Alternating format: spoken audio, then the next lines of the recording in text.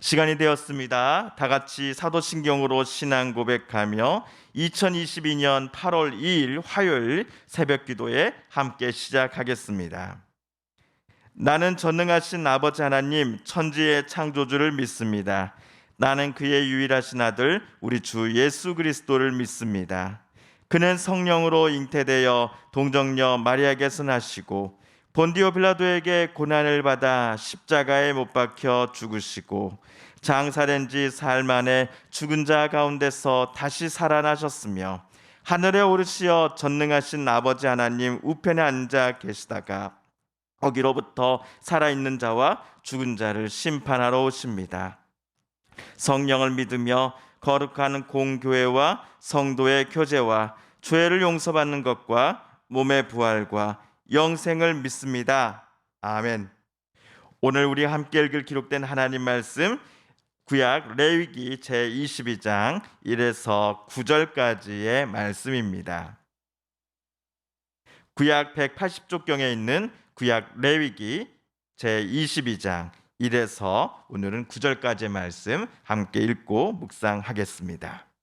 여호와께서 모세에게 말씀하여 이르시되 아론과 그의 아들들에게 말하여 그들로 이스라엘 자손이 내게 드리는 그 성물에 대하여 스스로 구별하여 내 성호를 욕되게 함이 없게 하라. 나는 여호와이니라. 그들에게 이르라. 누구든지 내 자손 중에 되도록 그의 몸이 부정하면서도 이스라엘 자손이 구별하여 여호와께 드리는 성물에 가까이 하는 자는 내 앞에서 끊어지리라. 나는 여호와이니라. 아론의 자손 중 나병한 자나 유출병자는 그가 정결하기 전에는 그 성물을 먹지 말 것이요 시체의 부정에 접촉된 자나 설정한 자나 무릇 사람을 부정하게 하는 벌레에 접촉된 모든 사람과 무슨 부정이든지 사람을 더럽힐 만한 것에게 접촉된 자 곧 이런 것에 접촉된 자는 저녁까지 부정하니 그의 몸을 물로 씻지 아니하면 그 성물을 먹지 못할지며 해 질 때에야 정하리니 그 후에야 그 성물을 먹을 것이니라. 이는 자기의 음식이 됨이니라. 시체나 찢겨 죽은 짐승을 먹음으로 자기를 더럽히지 말라. 나는 여호와이니라. 그들은 내 명령을 지킬 것이니라. 그것을 속되게 하면 그로 말미암아 죄를 짓고 그 가운데서 죽을까 하노라. 나는 그들을 거룩하게 하는 여호와이니라. 아멘. 지난주 목요일 금요일에 우리는 레위기 21장을 이틀에 걸쳐서 묵상했습니다. 21장에는 일반 제사장 그리고 대제사장이 반드시 지켜야 할 규례들이 기록되어 있었습니다.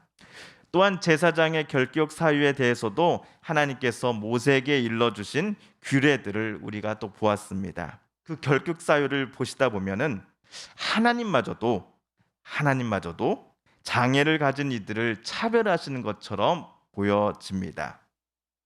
그러나 적게는 수십 킬로에서 많게는 몇백 킬로에 달하는 그 무거운 가축들을 옮기고 도축하고 피를 빼서 번제단 위에 올려다 놓는 등의 제사 예식을 담당해야 하는 제사장의 업무의 특성을 고려해 볼 때 이와 같은 조치는 장애와 또는 질병을 가진 제사장들을 하나님께서 배려하시어 업무에서 그들을 제외시켜 주신 것이었음을 우리는 또 보았습니다.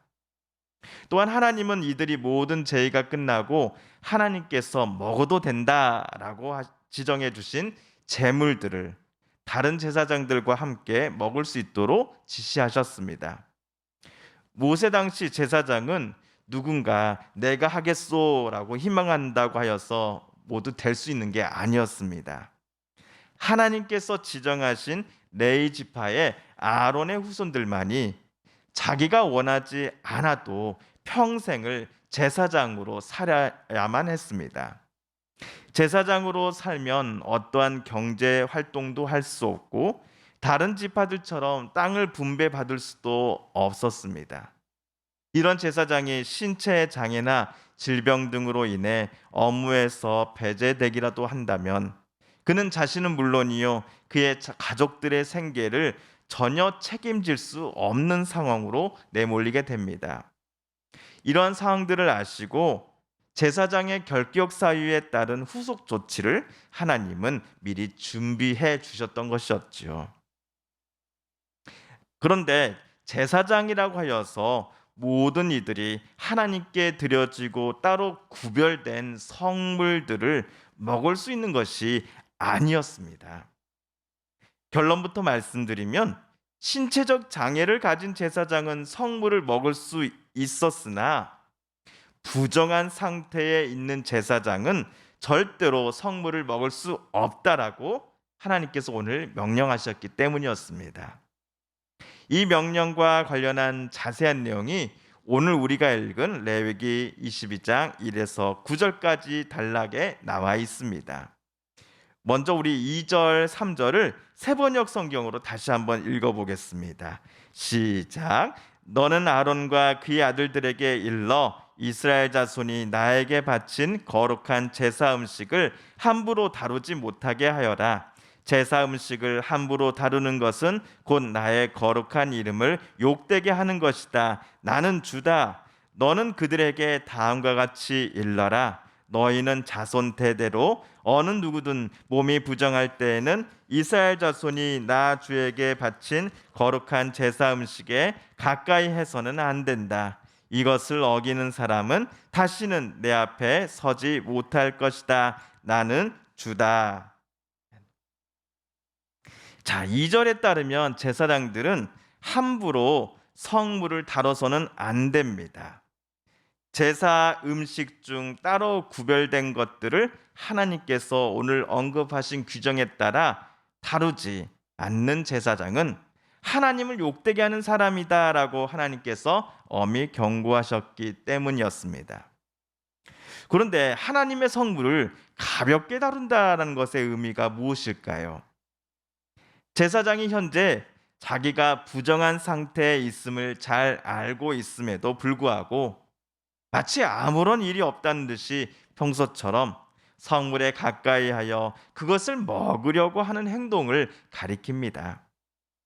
이렇게 하나님의 성물을 가볍게 여긴 제사장은 반드시 하나님 앞에서 끊어지게 될 것입니다.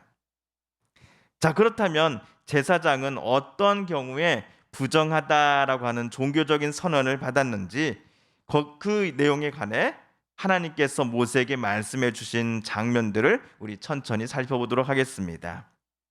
먼저 4절을 보시면 나병 환자나 유출병을 앓고 있는 제사장은 그 병이 완전히 깨끗해질 때까지 거룩한 제사 음식을 먹을 수 없습니다. 또한 죽은 것을 만졌다거나 정액을 흘린 남자와 몸이 닿거나 하여 부정하게 된 제사장은 거룩한 제사 음식을 먹을 수가 없습니다.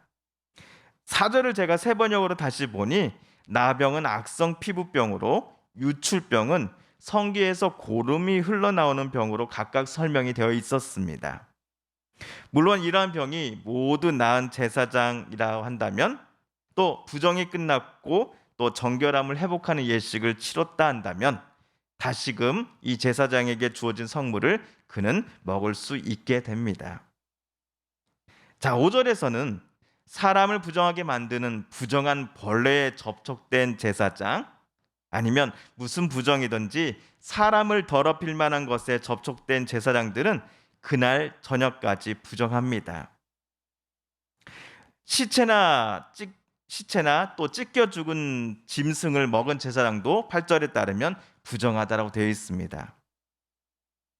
이렇게 부정해진 제사장은 저녁이 되어서도 자기 몸을 깨끗이 씻는 예식을 행하지 않으냐였다. 그러면 여전히 그는 성물을 먹을 수가 없습니다. 해가 지고 또 정결해지는 모든 예식을 다 행하고 그것들을 거쳐야만 한번 부정해졌던 제사장들은 자기에게 주어진 제사 음식을 정결한 상태에서 먹을 수 있게 되었습니다. 그러므로 아론과 그의 아들들은 방금 하나님께서 말씀하신 성물을 먹는 것과 관련된 규정들을 무겁게 받아들여야 합니다. 혹시라도 방금 규정들을 가볍게 듣고서는 부정한 상태에서 하나님의 성물에 다가가 그것을 평상시처럼 먹다가는 하나님으로부터 무서운 징계를 받을 것입니다. 자, 오늘 우리가 읽은 말씀 속에서 우리는 중요한 교훈을 하나 깨닫습니다. 그가 아무리 제사장 아니면 대제사장이라고 할지라도 부정한 상태라고 한다면 절대로 하나님의 성물을 먹을 수 없다라는 사실입니다. 뭐 어때? 야, 내가 제사장이라고, 내가 목사라고, 내가 전도사라고 하면서 평소처럼 성물을 먹으려 했다가는 그는 반드시 하나님께로부터 죽임을 당할 것입니다. 제사장이 자신의 부정한 상태를 하나님 앞에 완전히 해결받지 못한 상태에서 남들의 눈은 속일 수 있을런지 몰라도 하나님의 눈은 절대로 속일 수 없기 때문입니다.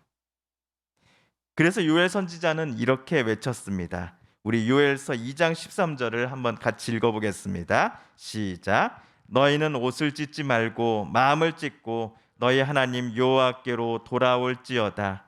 그는 은혜로우시며 자비로우시며 노하기를 더디하시며 인애가 크시사 뜻을 돌이켜 재앙을 내리지 아니하시나니. 아멘.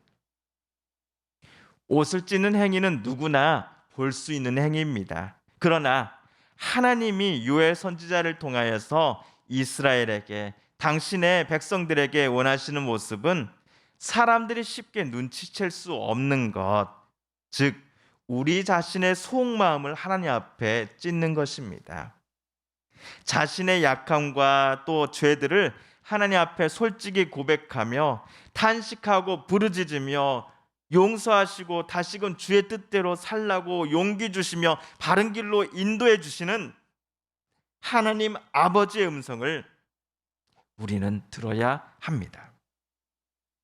목사라고 하는 직분이, 아니면 교회 안에서 우리가 맡고 있는 여러 봉사의 일들이 우리 속 사람의 일들을 하나님 앞에 숨기게 할 수도 있다라고 하는 어리석은 생각들을 버리고 하나님 앞에 마치 어린아이처럼 겸손함과 솔직함으로, 또한 두려움과 떨림으로 우리는 하나님의 도우심과 인도하심을 간구하며 하나님 앞에 서야 할 것입니다. 오늘 주님께서 가르쳐 주신 기도를 드리며 오늘 새벽 기도의 말씀 묵상을 마칩니다. 하늘에 계신 우리 아버지, 아버지의 이름을 거룩하게 하시며 아버지의 나라가 오게 하시며 아버지의 뜻이 하늘에서와 같이 땅에서도 이루어지게 하소서. 오늘 우리에게 일용할 양식을 주시고 우리가 우리에게 잘못한 사람을 용서하여 준 것 같이 우리 죄를 용서하여 주시고 우리를 시험에 빠지지 않게 하시고 악에서 구하소서. 나라와 권능과 영광이 영원히 아버지의 것입니다. 아멘. 사랑하는 성도 여러분, 성삼위 하나님께서 오늘 레위기 말씀을 읽고 묵상하는 우리들의 마음을 열어주시고 말씀 속에 새겨진 하나님의 음성과 뜻을 또한 깨닫게 해주셨습니다. 오늘 이 아침 우리가 말씀을 읽고 또 묵상하면서 깨닫고 다짐한 바대로 우리 살아가게 해달라고, 정말 마음을 찢으며 하나님 앞에 나아가 부르짖으며 하나님의 용서와 또 하나님의 회복시켜 주심과 또 주님 뜻대로 살아가겠노라고 다짐하는 오늘 이 시간 하나님 앞에 기도의 모든 시간들이 되길 소망합니다. 우리 성도님들과 가족들 중에 하나님의 고쳐주심과 또 일으켜 세워주심을 놓고 간절히 기도하는 분들이 계십니다. 우리도 같은 마음 같은 뜻으로 함께 기도 드리십시다. 최근 급증하고 있는 코로나19의 어려운 사태 속에서 다시금 고통받고 힘들어하는 이들이 없게 하여 주소서. 어서 속히 미래에 대한 소망을 품게 하여 주소서. 마지막으로 우리가 가지고 나오는 간절한 기도 제목 하나님께 아뢰며 하나님의 은혜의 보좌 앞으로 우리 더 가까이 나아가겠습니다.